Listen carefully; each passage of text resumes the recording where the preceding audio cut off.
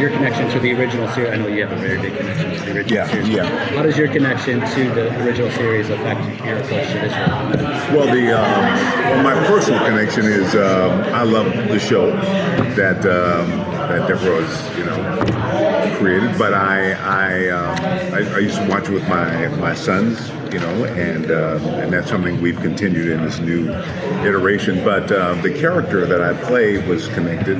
Was in the original series, had been left into his life, had been sort of turned upside down, and it put him on a mission that he gets a chance to I would say fulfill, but the possibility in this new 30 years later. And so my character journey is such a part of it, but the show itself is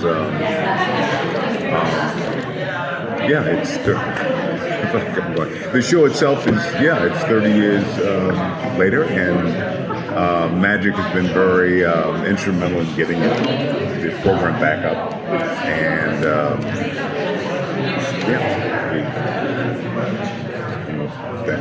do you have anything to say on that? I think choosing Magic is a really clever way back into the show, in the sense that the title Magic kind of describes the show. It's science fiction, but it's really about people and the magic you create for yourself. And if you go back to that character in that episode, he was already magic. He already had an instinct to save lives. So it doubles back in on itself story-wise, in that I think that Time or God or Ziggy or whoever chose originally Sam and then chose Ben, because these were two characters, two people who had that innate I gotta save the world feeling that we all need. We all feel it, but some of us don't do it as much as we should. And I think that having Magic be kind of the central reason that everything is happening, because he knew what happened to him. He didn't understand what happened to him. And he went on a journey to try and figure it out. It's really about self-realization, which is where we all are.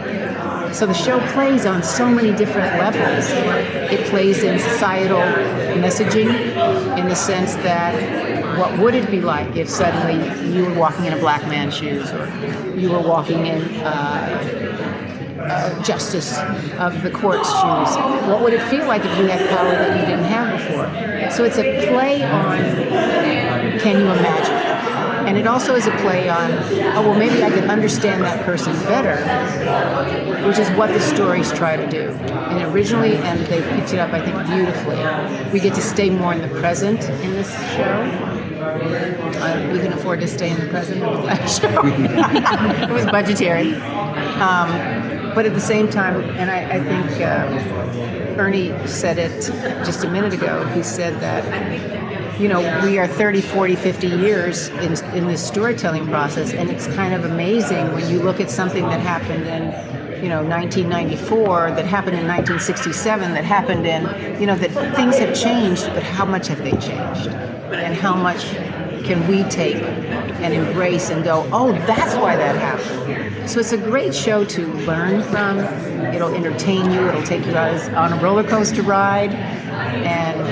And it's cool to show on TV as far as I'm concerned, because one week it's a comedy, the next week it's a drama, the next week it's a thriller, the next week it's a horror show. We can do anything we want. And I think the audience loves the variety. It's an actor's dream, it's a writer's dream. It's magic. So I have a follow-up on that. You mentioned that feeling of gotta save the world. What is it like to craft these stories that are like responding to social issues and like making very definitive statements about about social problems, about these issues?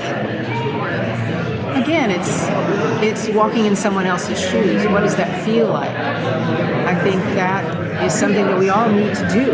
more of. If we want to understand what people are going through and why they're feeling what they're feeling, and I think that's what helps. That's what helps choose the shows. I know originally it was really a guideline. We weren't always looking to do social comment, but there were certain things that were just right for us. You know, what is it like to be a woman in 1961 when you had no voice, you had no rights, you had no power, really? And what was it like to be a black person in a riot? How does it feel from the inside out? Those are the kind of stories that I think, again, make people understand help people to understand each other better. And help people to realize, too, that it really is choice. I think we're at a point now in our evolution that we're making, we got some serious choices to make. And sadly, we're sort of unconsciously making them. And I think the show reflects that, that decision could go that way and there's serious consequences, or it could unfold this way and it's a totally different thing. So I think just the awareness that and a lot of these choices we're making based on just our being unaware of who each other is. And that's the exciting thing for me right now is that, it's about what are we do we really want to keep doing this? I think that's important. I think that we definitely, and truthfully, you can watch the show and just watch it for the entertainment value. Yeah. Have a fun ride. It's a good show, great dialogue, good music, maybe cry a little bit, maybe laugh a little bit. Or you can go, oh, that's why that happened. And you can then turn around to somebody that you care about that you're watching and sharing the show with and say, did you feel that? Did you get that? And now you're into a conversation. And that's the power of WonderCon, as far as I'm concerned. What can fans look forward to as far as the season finale is? Oh my God! It's so good, you have to watch it! Need I say more? It's your interview. It's a really good one. I think that if you've been following the show, the setups are all paid off. Let me put it that way. Yeah, the reasons, how we got to where that's sort of clarified, but in that clarification, other complications and other reasons for moving forward becomes very exciting. And I think the season finale sort of really kicks the next evolution, but it also sort of clarifies some of the mystery that we've been playing. Once you mess with time, stuff happens. Time messes with you back. Time messes with you. What were some of the most challenging things that you've ever had to do on set? The challenging things that I had to do on set. I don't know.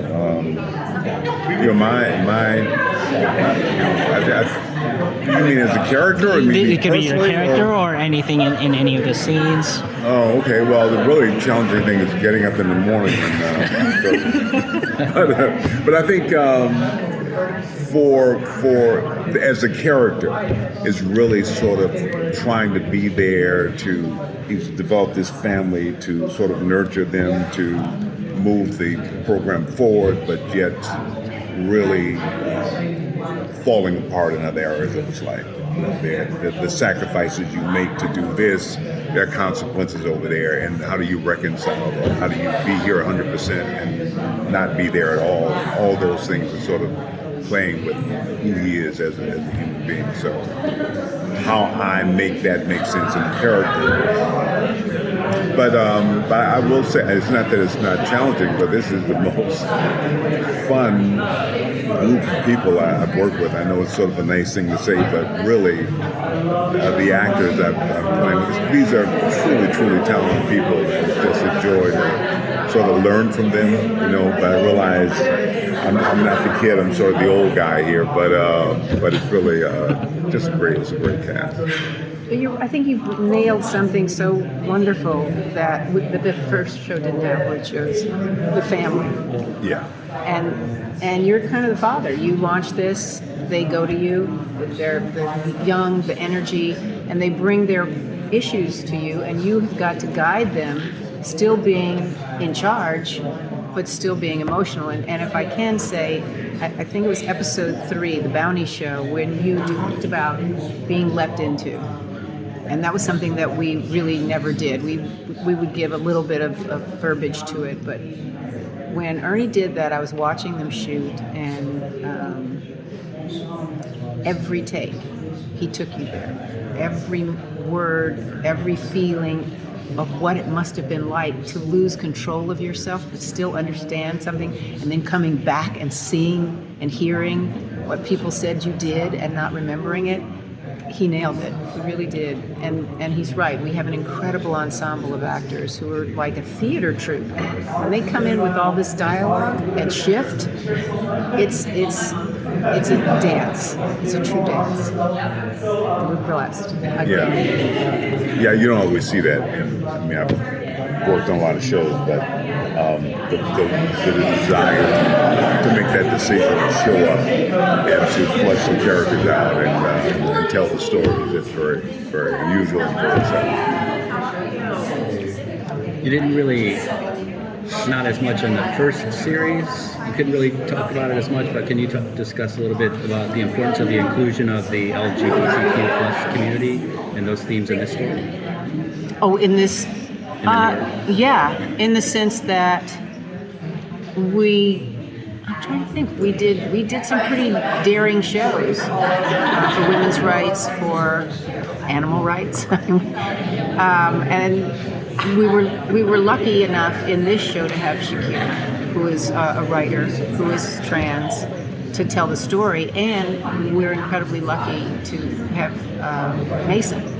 So it was built into the doors that were open to us. And it was also at a time, I think the original show was 1989, and there were some hard times for, LGBT people at that time.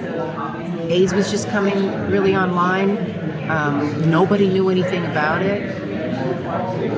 We wanted to get there, but we were off the air in 5 years. I think had we stayed on the air, all of those things would have been brought to the surface and addressed, because it's that kind of show. You can have that kind of conversation. And I think now with the new series, Dean and Martin really worked hard to diversify behind the camera, in front of the camera, and so we have so much more representation and opportunities to tell these stories. So and being someone who, I mean, I've been around a while, so during that 80s, 90s period, and our perspective on things, yes, about the challenging on the set, I mean, for me to adjust my perspective, because we're all sort of in this changing, how do we get the pronouns right? How do we be respectful? How do we open ourselves up to, all of that is at play, in the story, but also, behind the scenes. I'm learning, and it's difficult to let go of your stuff to realize that do I really want it? It's kind of a cool time. I'm learning slowly, unfortunately. Thank you, guys. Can we get your question? No, I did have one question. It was going to piggyback to that. Were there any things or any missions that you wanted to accomplish in the 80s that maybe you're going to tackle now because the time has happened and like more information has come out? Anything like mental health or anything that wasn't popular then? All of it's possible. All of it. And the thing is, the audience, the people that you're writing for right now, I open that challenge up to them, which is to do the old-fashioned thing. Write to us. Tell us what you're going through. Some of the letters that we've already gotten are so moving about how people have been helped by the show already. Young trans people who could not communicate with their parents now have a platform to sit and talk with them. Do you know how powerful that is? That's what takes the medium of television to the next level. That's where we can make a difference. And you guys are on the pulse. So bring that back to us and give us the opportunity. And, I feel like Star Trek has 9 spin-offs and 9 movies and video games. So could we. Help us. It'd be the difference. Thank you. Great, thank you guys. Thank you. Guys. you.